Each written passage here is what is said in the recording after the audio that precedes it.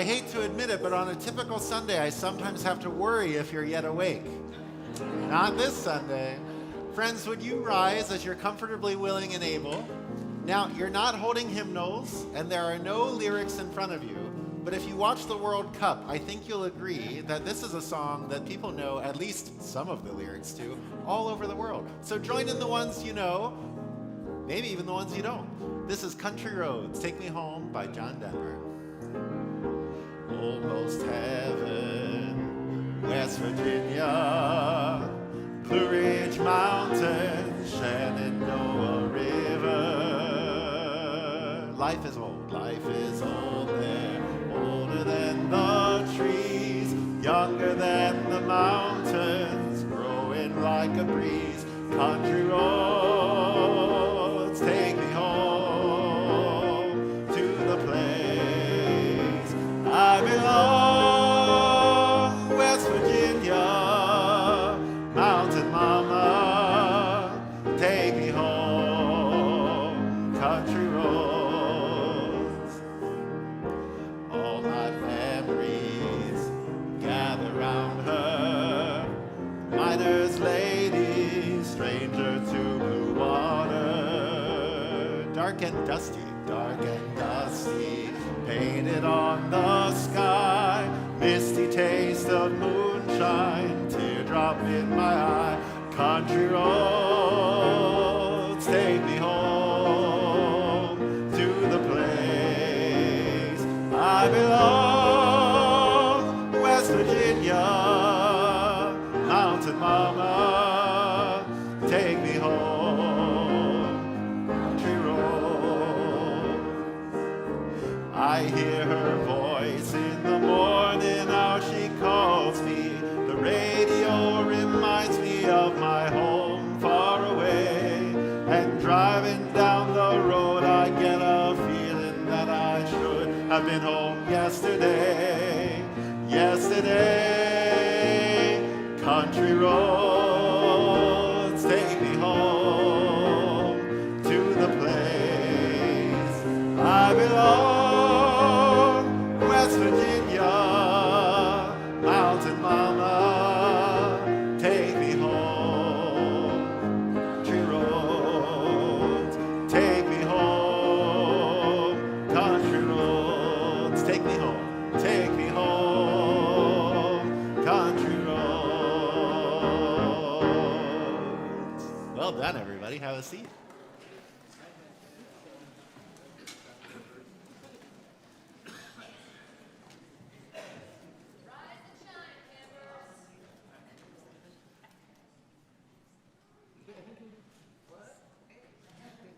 Rise and shine, campers. Welcome to Camp UUAA, otherwise known as the First Unitarian Universalist Congregation of Ann Arbor, Michigan, a liberal religious community that has been committed to peace and justice since 1865.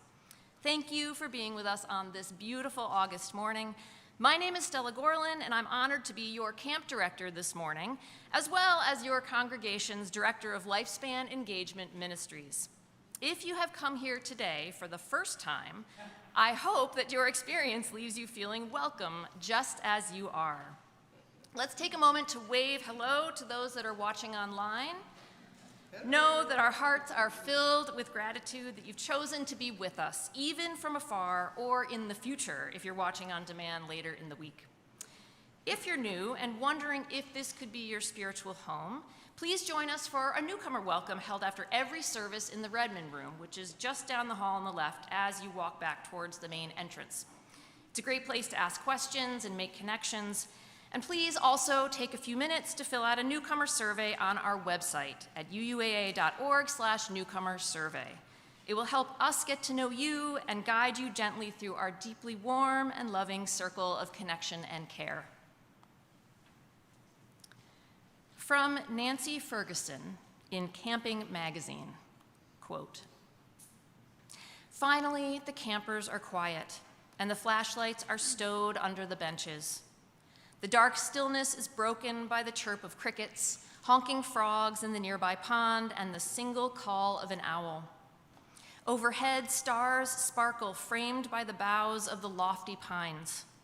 Then out of the shadows in the middle of the circle, a light flares and brings flames to the center of the campfire. Slowly, the dimness brightens.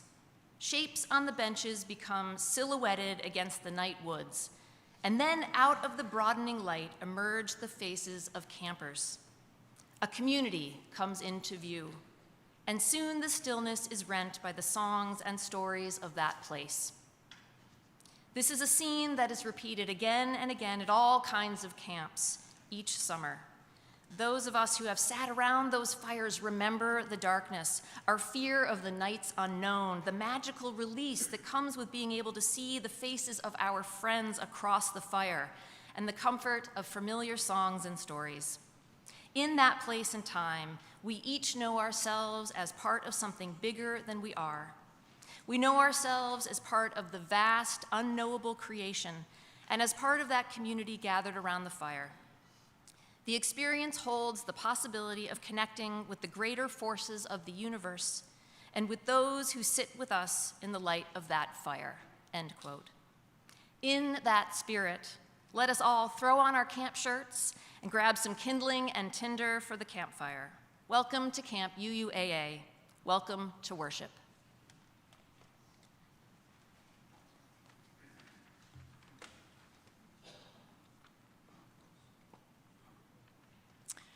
As we begin our time together, we light a chalice. It's a familiar ritual that connects us to UUs across the country who are also lighting chalices, maybe even at this very same moment. A familiar ritual that reassures us that we are in a communal space of worship. It's giving us anchor to a Sunday morning and to our week. When our individual voices join together in saying our chalice lighting words, we bring our focus on the community of which we are a part. So as I light the chalice, will you join me in saying the words that will be on the screen? We light this chalice for the light of truth. We light this chalice for the warmth of love. We light this chalice for the energy of action.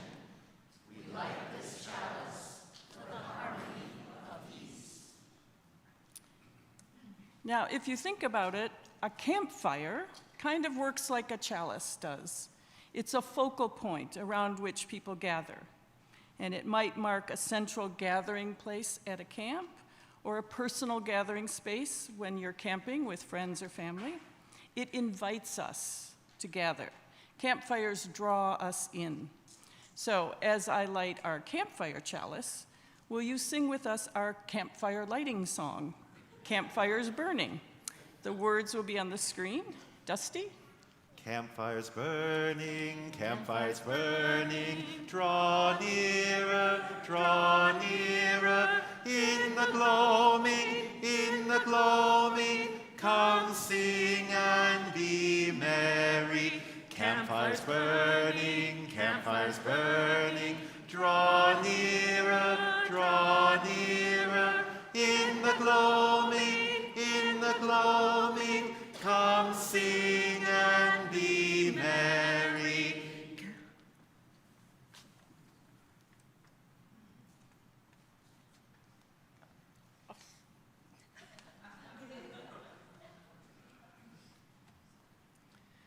One more part. Nowadays, there might be something like a code of conduct or at very least camp rules that everyone attending a camp agrees to while they are there. It's a way of saying, this is how we are going to be together when we're in this space. This is how we will treat each other. So, it's not hard to transfer that idea to our Camp UUAA this morning. We have a covenant that functions much in the same way. So let's say that together as we remember, this is what binds us together as a community. The spirit of this church is love, and service is its law. This is our covenant with each other. Dwell together in peace, to search for truth in love, and to help one another.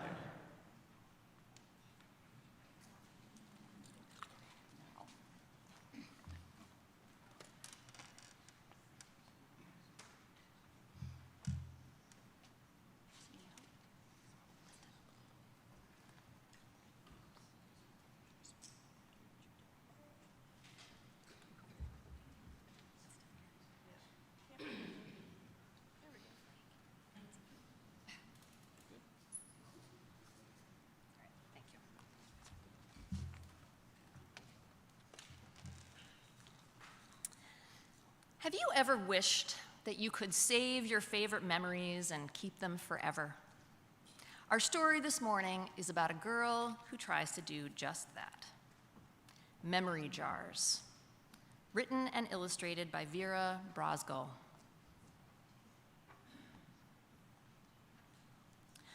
On a hot, sweet, sticky July day, Frida went blueberry picking with her gran. Deep among the bushes full of fat blue fruit, Frida ate as many as she picked. They tasted like sweet sunshine. They were the best right then, and they'd never be better. She ate until her fingertips were purple and her stomach felt like a giant blueberry. But still, there were so many left. I can't do it. I can't eat them all, moaned Frida.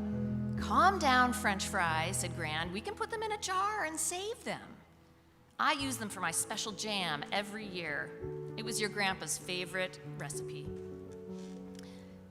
Frida remembered her grandpa eating toast every morning with glossy purple jam on it, making sure it was spread all the way to the crust, so every last bite was sweet. Frida remembered her grandpa. So if we save the berries in jars, they'll be just as good? Asked Frida. Yes, said Gran. The jars keep them preserved for a long time, so we can eat blueberries in January if we like. Frida had an idea. She tried her idea out on one of Gran's fresh chocolate chip cookies. It was very, very hard not to eat it. She put the cookie jar under her bed, said goodnight to Gran, and sort of slept. The next morning, she checked, and it had worked. The cookie would be warm and yummy forever. She'd saved it. Frida wondered what else she could save. She was going to need a lot more jars.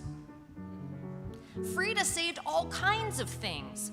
The warm cookie, Halloween candy, a new stuffed animal with the tag still on, unbroken robin's eggs, poppies, brand new crayons, unscuffed sneakers, and a rocket pop unmelted.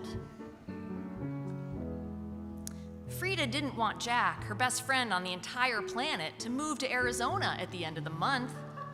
Neither did he. And now he wouldn't. Mrs. Alexander's beautiful singing voice drifted over the neighborhood, as it did every Saturday afternoon, straight into one of Frida's jars, where the song would live, safe and never-ending. The cloud that looked just like a unicorn would never be pushed back into a mushy nothing by the wind. The laser-bright rainbow would never dim as the sun moved. The full moon, her favorite shape, would never fade away and leave the sky empty and dark, making Frida feel alone. She took the stars while she was at it. Finally, Frida's favorite things were tucked away in jars. Everything would be saved and safe, just the same, forever. Almost everything. Please? Well, all right, French fry. Anything you like. The neighborhood was very quiet as Frida and Gran went home. All that saving had made Frida hungry. The toast was warm and crunchy, but it was missing something sweet.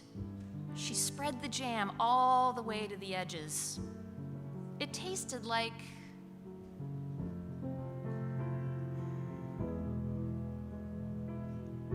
Frida remembered.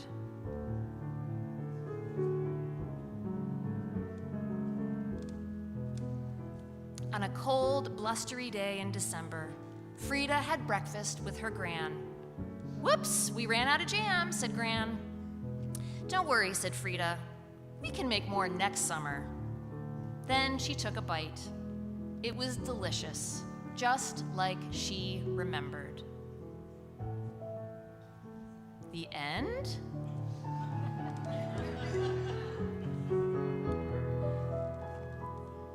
The end.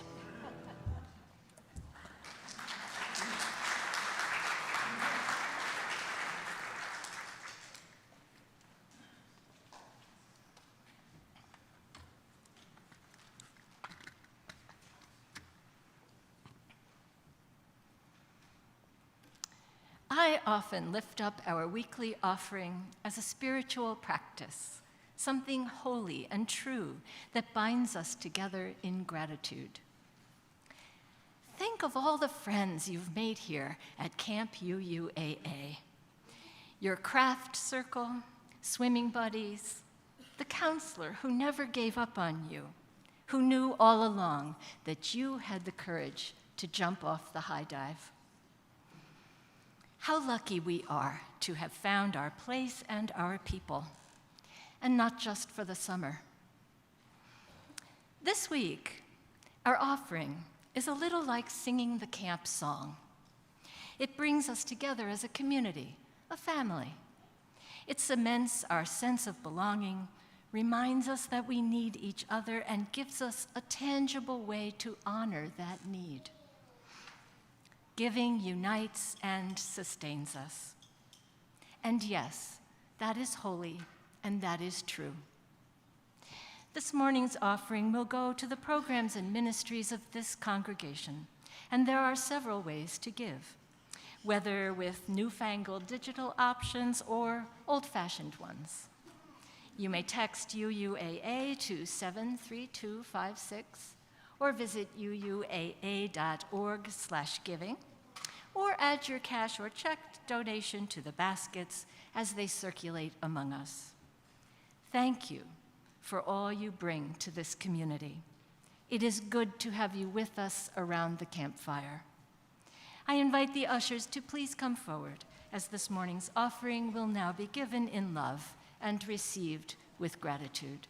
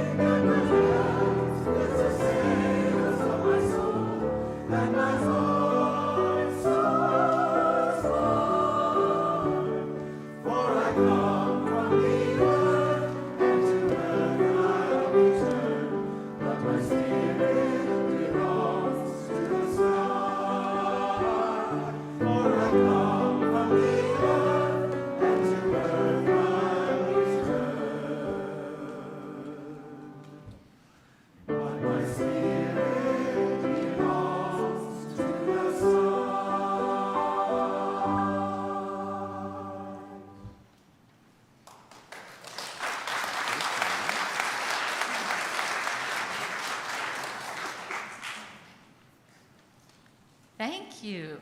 See, y'all come campers. And now, as our ushers come forward, I invite you to rise in body or in spirit as you are comfortably able, as we prepare to dedicate our offering. Rejoicing in all the ways we enrich each other's lives, together let us say, to the work of this congregation, which is weaving a tapestry of love and action, we dedicate our lives and these our offerings. Thank you. You may be seated.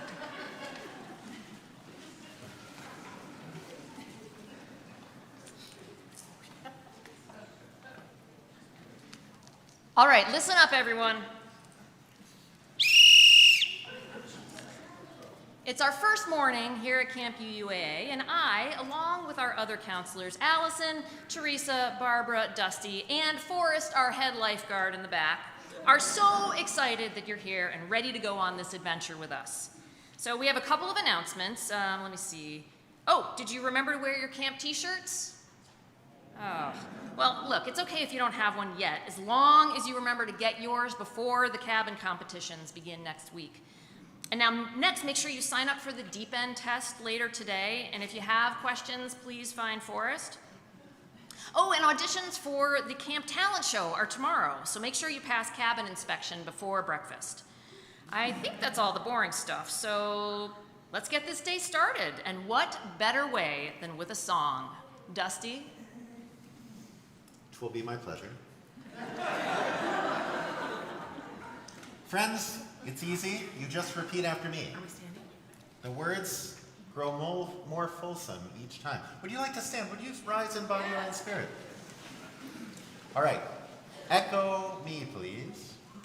There was a tree. There was a tree. All in the wood. All in the woods. The prettiest tree. The prettiest tree. That you ever did see. That you ever did see. The tree in a hole and the hole in the ground, and the green grass grows all around, and the green grass grows all around. Okay, don't repeat the last bit. You just join in the last bit. You'll get it. And on that tree. And on that tree. There was a limb. There was a limb. The prettiest limb. The prettiest limb. That you ever did see. That you ever did see. The limb on the tree, and the tree in a hole, and the green grass grows all around, and the green grass grows all around. And on the limb. And on the limb. There was a branch. There was a branch. The prettiest branch. The prettiest branch. That you ever did see. That you ever did see. The branch on the limb, and the limb on the tree, and the tree in the hole, and the green grass grows all around, and the green grass grows all around. And on that branch. And on that branch. There was a nest. There was a nest. The prettiest nest. The prettiest nest. That you ever did see. That you ever did see. The nest on the branch, and the branch on the limb, and the limb on the tree, and the tree in a hole, and the green grass grows all around, and the green grass grows all around. And in that nest. And in that nest. There was an egg. There was an egg. The prettiest egg. The prettiest egg. That you ever did see. That you ever did see. The egg and the nest on the branch on the limb, and the limb on the tree, and the tree in a hole, and the green grass grows all around, and the green grass grows all around. And in that egg. And in that egg. There was a bird. There was a bird. The prettiest bird. The prettiest bird. That you ever did see. That you ever did see. The bird and the egg and the nest and the nest on the branch on the limb and the limb on the tree and the tree in the hole, and the green grass grows all around, and the green grass grows all around. Woo! Woo!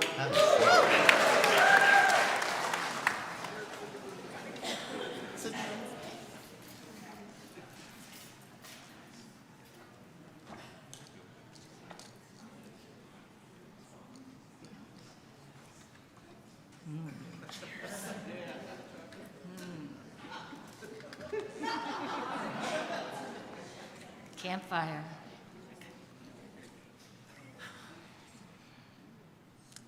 Within the realm of childhood memories, camp lives in its own self-contained bubble, sealed apart from our regular life.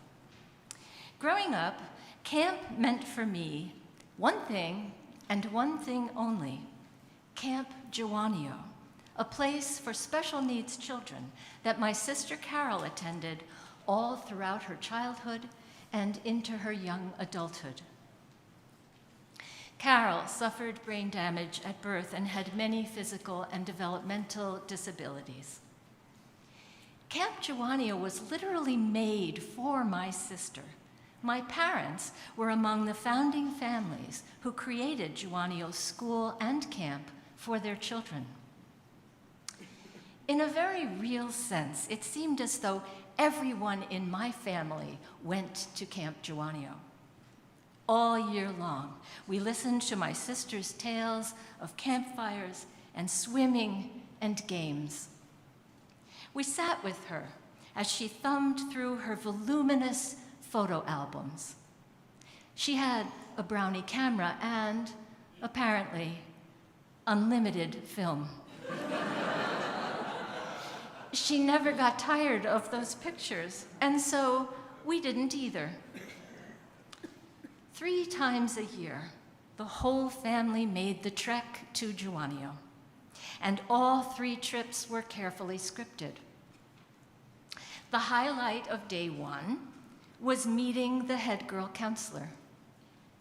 Carol was fixated on the head girl counselor. All winter long, she speculated and wondered who would wear the crown. Would it be Joni, her favorite? Or Cindy? God forbid it should be someone she had not bonded with the previous year. That did happen once, and Carol had to switch favorites overnight, which she did effortlessly. Our next trip to Juanio was on visiting day. Again, the whole family piled into the car, my parents, my brother, and I, off to camp to spend the day admiring craft time projects, dipping in the pool, visiting the canteen for treats. Later, we gathered around the campfire to sing our favorite songs. Carol especially loved You Are My Sunshine and My Bonnie Lies Over the Ocean. She sang lustily and didn't pay any mind as we and the other visitors slowly slipped away, a drama-free farewell. Trip 3 was the hardest. Camp was over, and Carol had to come down to earth and return to her regular life. But still, there were happy stories to relate, more crafts to share, and one last orange crush from the canteen. The air rang with cries of, "See you next year." Already, we were wondering about the next head girl counselor. Even though I spent only 3 days a year at Camp Juanio, I was a camper there too. That place was in my bones, and my memories are happy ones. When it comes to nostalgia, I have the natural advantage of age.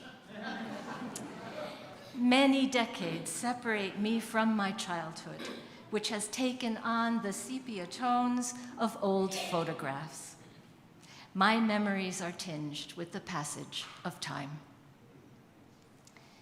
Those bygone days are truly gone. Most of the people from around that campfire, including my sister, are dead. And memories shift and morph to meet me, an old woman looking back.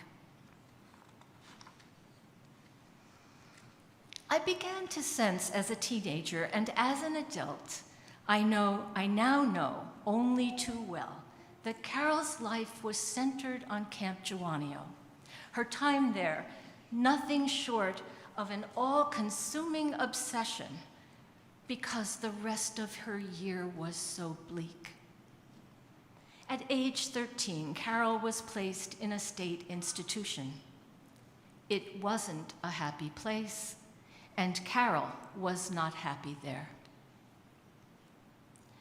As a very young child, I understood and took pride in the fact that we as a family celebrated Juanio with Carol. Elevated with our own enthusiasm, Carol's delight and utter immersion in Juanio life and culture. It was our gift to her. I sensed as an adolescent, but never fully grasped, how much of Carol's childhood had been stolen from her when she was uprooted from her family and institutionalized. Camp was a remnant of the before times. It was Carol's beachhead, her flag in the sand, her sole claim to unfettered happiness. These memories, coupled with the musings of age, layer over each other, creating a palimpsest, joy making room for for sorrow. It is craft time all over again, time washing across the emerging patterns, changing them, bringing new insight and a poignancy that takes my breath away. I am left with the story of a broken-hearted little girl who, for 2 months out of every year, escaped captivity to live wild and free. Carol loved to sing around that campfire. It turns out her favorite songs were not so happy after all, each harboring an unsettling dream sequence. In one, the Bonnie who lies over the ocean is dead. And in the second verse of You Are My Sunshine, the dreamer awakes to an empty bed, empty arms, and the sting of loss. But not even a dead Bonnie could dampen my sister's joy. What a gift it was that there was a home for her in an enchanted place called Joanio, where sad songs were all a part of the fun. Whenever I reminisce about Carol, I like to leave her in a happy place. It's visiting day. Let's slip away while she's singing You Are My Sunshine, the first verse.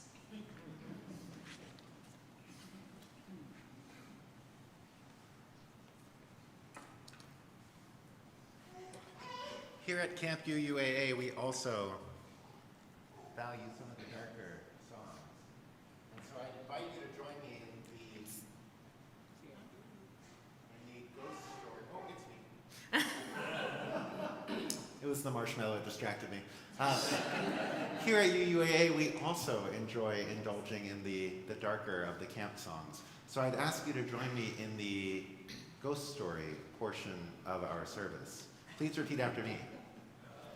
Have you seen the ghost of John? Have you seen the ghost of John? Long white bones with the flesh all gone. Long white bones with the flesh all gone.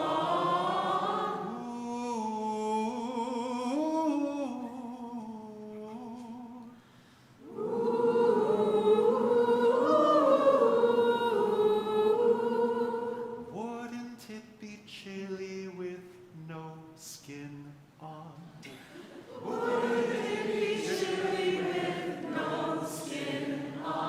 We sang Moonshine in the opening hymn. We're good here, right? This is sick. Okay. Now, this is a camp song. So would you rise in body or in spirit? Because there are some motions that go along with this. And there's no such thing as too dramatic. Will you repeat after me? Have you seen the ghost of John?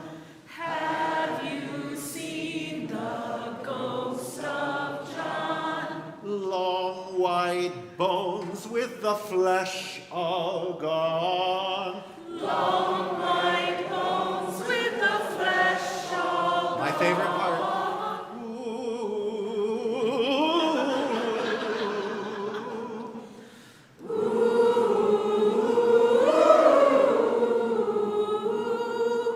Wouldn't it be chilly with no skin on? Wouldn't it be chilly with no From the beginning, ready? Have you seen the ghost of John?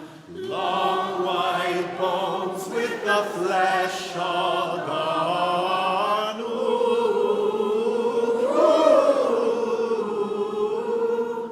Wouldn't it be chilly with no skin? This half of the room.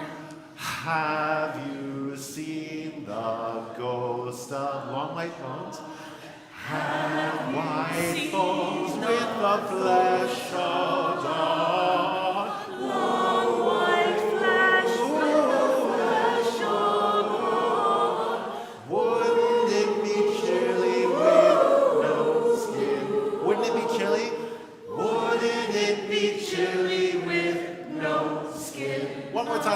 chilly?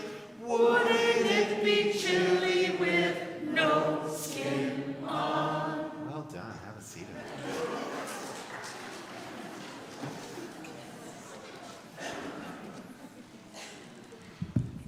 Now, if you're not too spooked out, we're going to continue.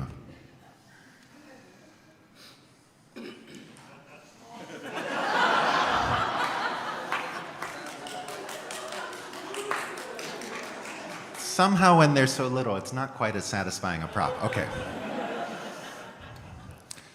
Many years ago, a man inherited a house from his great uncle who had died in the war. The beautiful house sat on a hill just outside of town in the next state, but rumors were told that it was haunted. The man traveled to the town to inspect the house and found that, despite being very, very old, it was a wonderful mansion in great condition. So he decided to move there to enjoy his inheritance. A few weeks after he moved in, late in the night, the phone rang. When he answered it, he heard a voice say, "I am the Vinder Viper, and in 2 weeks I shall come for you," before suddenly hanging up. Now, this really shook the man, and his searching the next day at the library revealed no species of snake called the Vinder Viper. A week passed with no concerns until again, late one night, the phone rang. "I am the Vinder Viper. In 1 week I shall arrive," and hung up. Shaken, the next day the man asked around town, but no one had ever heard of any such viper. 4 days later, "I am the Vinder Viper. I will be there in 2 days." The night after, "I am the Vinder Viper. Tomorrow I come." The day after that, "I am the Vinder Viper. In 1 hour you shall see me." The man is terrified. He tries to leave, but his car battery is dead. Nearly an hour later, the phone rang. "I am the Vinder Viper. My arrival is imminent."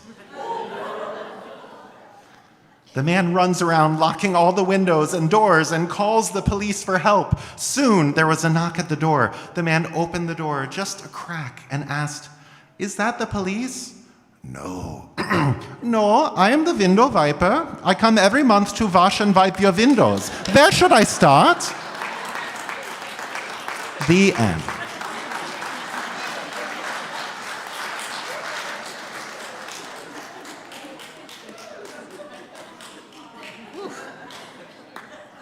That was scary.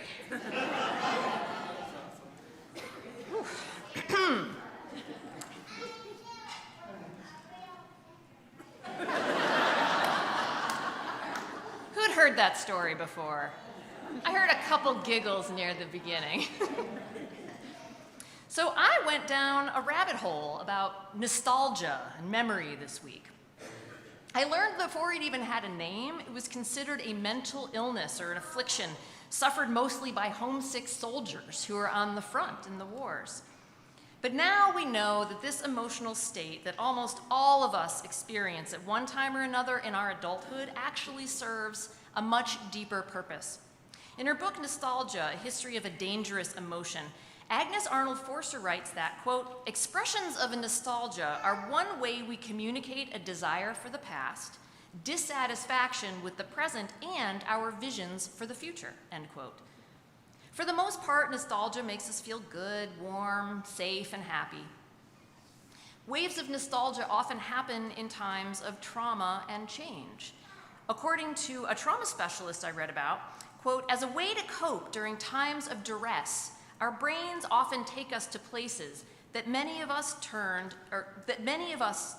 to places that we subconsciously designate as safe, like past memories of a joyful vacation or happy childhood memories that make us feel loved," end quote. We look through old photo albums, we listen to music from our youth, we recall first loves and first kisses. We save our favorite toys and their most loved stuffed animals, and we reread books we've already read a dozen times. We purchase and play the original Nintendo or Atari games. We buy record players. We collect vintage typewriters and analog phones. Many long for a past that perhaps never existed at all, or only existed for the privileged few, brought to life very vividly in the infamous political movement we know as Make America Great Again. We seek comfort and solace in the past when the future feels uncertain. Memories of childhood are often our most powerful sources of nostalgia, and for many, summer camp is the perfect embodiment of that experience.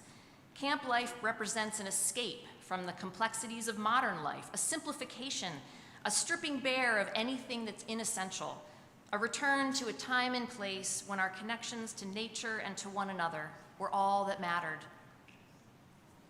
Camp Mishra-Marzetti on the shores of Lake Pokegama in the North Woods of Minnesota was my first sleepaway camp, and it offered everything that you could want in a classic camp experience. Cabins in the woods, a big mess hall, trails weaving all around the property, an archery range, stables, and a big dock with every kind of boat. I particularly loved arts and crafts, and I remember what that cabin looked like and how safe I felt in that space. And my favorite things to make were the lanyards. I can still remember the smell and feel of that stretchy lanyard cord, the careful over-under weaving of the different colors to make that box stitch pattern, and then pulling it tight at the end to attach a key ring chain. I must have made 100 of those. And I also loved the times that I could just roam around the woods near the lake. The loon calls, the shimmer of the water, the cool breeze, the pine trees. I spent a lot of my free time among the pine trees, imagining that I was on some great backpacking adventure. I loved those trees, the feel of the bark, the smell of the needles. They were dear friends. And the songs, oh, the songs. We sang a lot. Silly ones like Flee, Fly, Flow, Boom, Chicka Boom, the bear song, Fried Ham, Baby Bumblebee. Sentimental ones like This Land Is Your Land, Kumbaya, and Home on the Range. Some of these I haven't heard in 40 years, but I will never forget the lyrics. And my favorite, actually, at my camp was we sang The Circle Game by Joni Mitchell, which is a beautiful, melancholy song about growing up and longing for a past that no longer exists. And the seasons, they go round and round, and the painted ponies go up and down. We're captive on the carousel of time. We can't return, we can only look behind from where we came and go round and round and round in the circle game. Sounds pretty great, right? Well, it's a little more complicated than that.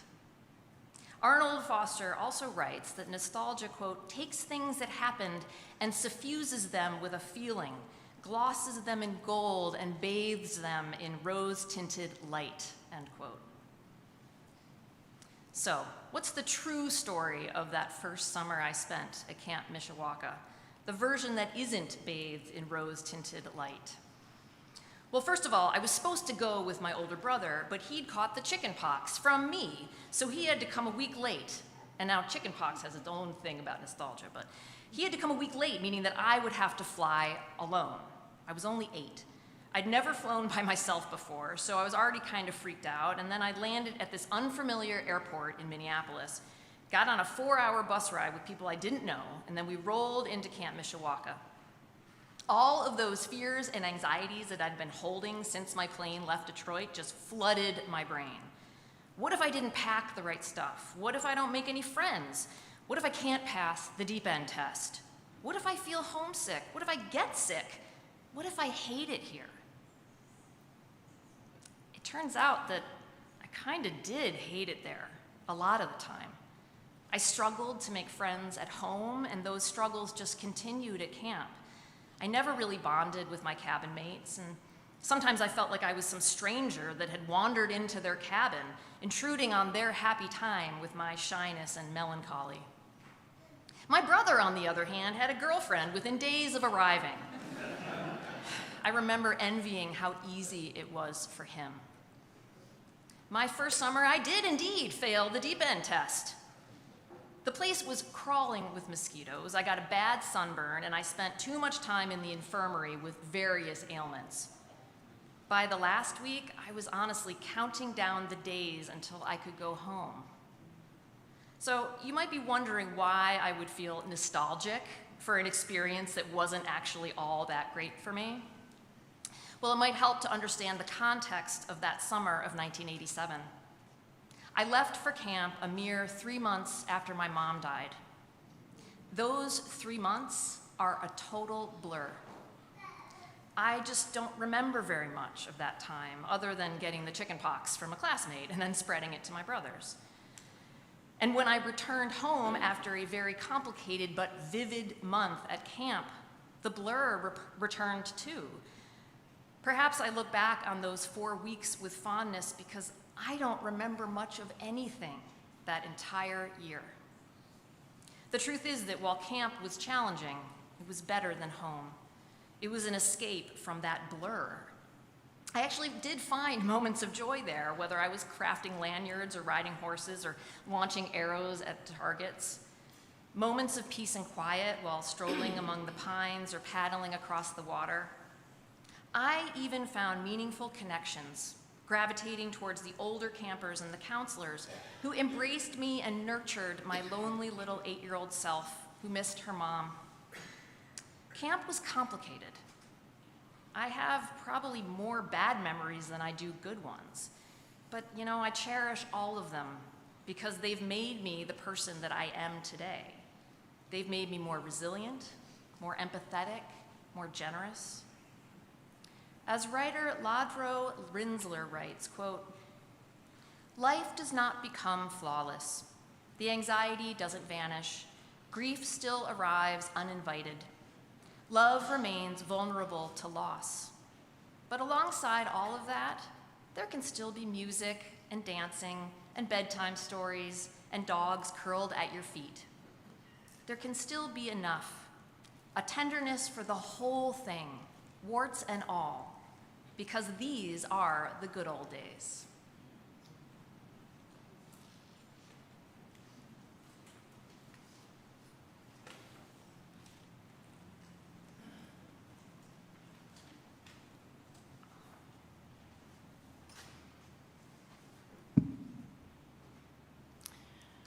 For me, kind of like for Barbara's sister, camp was an enchanted and enchanting place. My summers at music camp decades ago were formative, transformative even, to who I was as a teenager and to who I was to become. And like Barbara, I also have the blessing of age that shapes my memories, and so also my sense of nostalgia for those times. The bonds formed at summer camp are deep. For many of us, going to camp, like possibly belonging to a congregation, is a place where we form new relationships, ones that with intention and some effort can grow. They can grow into lifelong connections. And that was true for me at camp. One of my oldest and dearest friends is someone I met my first year at camp. We remain close, and in our aging, we often reminisce about those times, marveling at how one of us remembers so clearly one event, while the other can't believe that really happened. Such is aging and memory. But the whole camp experience is nostalgic for me. The uniform, the cafeteria, the cabins, the bunk beds, the name badges, the whole camp routine. Now, at many camps, one part of that routine was something known as quiet time. Now, young campers often felt like that was a complete waste of time. But with age, I see that it was probably more for the staff than for the kids. a time for a break, a time to reset, to breathe before beginning the activities of the day again. And with age, I also see the advantage of quiet time in our lives now. We need time to reset, to be still, to breathe. Some call it meditation, some call it nap time, but today let's call it quiet time. I'm going to lie down on one of the sleeping bags, and kids, but especially anyone who wants to brave the floor is invited to lie down and join me and Stella. Now, the quiet time rules are basically no talking. You can close your eyes or not. You could read or color or just stare into space, but you have to be quiet. And for some of us today, this is a time to reflect for a moment and hold the sadness that is in our hearts in quiet contemplation. So let's take this intentional time of quiet together now, knowing that before we know it, we'll be headed back to camp, called back to our busy lives. So let's have quiet time.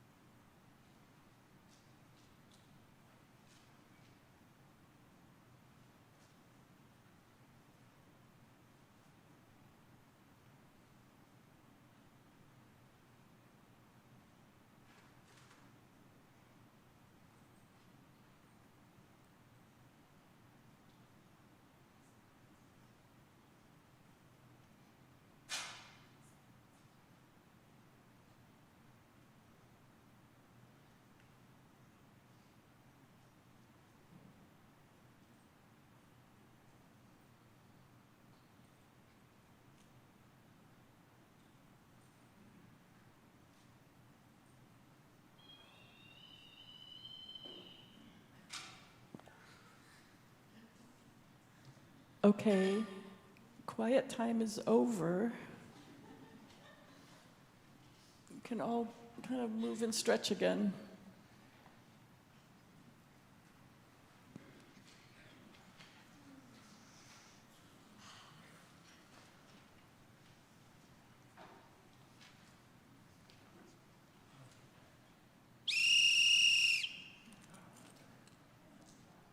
It's time to gather again for our next song.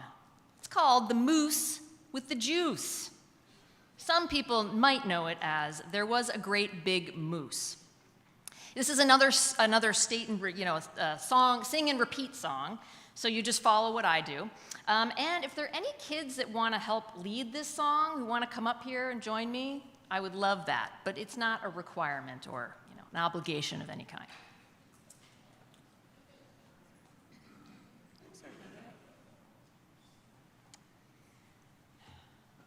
All right, I guess I'm just on my own. All right. So remember, I'm going to say a line and then you repeat. There was a great big moose. He liked to drink a lot of juice.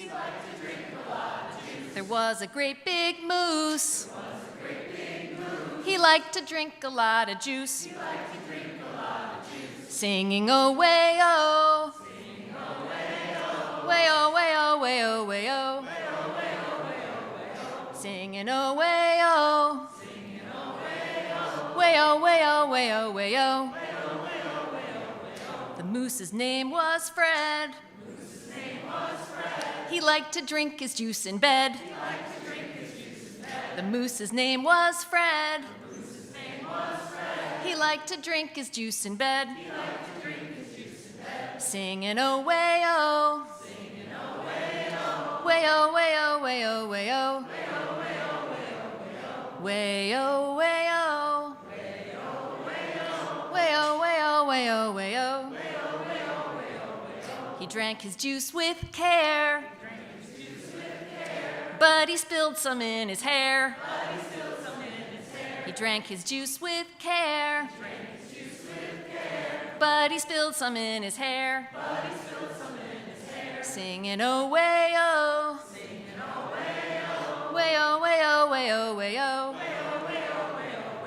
way oh way oh, way oh way oh way oh way oh.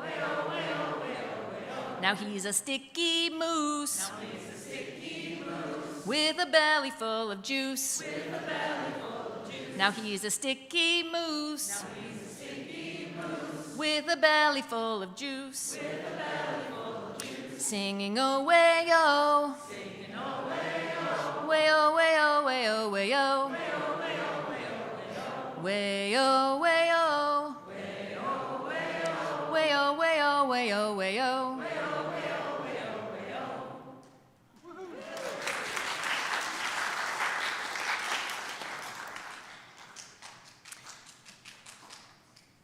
As we prepare to roll up the sleeping bags, pack the duffel bags, and say farewell to our friends old and new, we also remember to extinguish our campfire. Theresa, will you help us with this? I invite you to take a moment to look around at one another. Think about the memories that we made today, the fun that we had. Join me as we sing together one more time, as we say goodbye to another Camp UUAA experience. I don't remember if we have the lyrics. Oh, yeah, there it is, okay. So this is called Linger. So just kind of catch on as we go. I want to linger, a little longer, a little longer here with you. It's such a linger, a little longer, a little longer here with you. It's such a perfect night, it doesn't seem quite right, that this should be my last with you. And come September, I will remember our scouting days of friendships true. And as the years go by, I'll think of you and sigh, this is good night and not goodbye. I want to linger a little longer, a little longer here with you. My friends, let us linger no longer. Go forth into the world with compassion and generosity of spirit, holding on to memories that we will cherish always, until we meet again.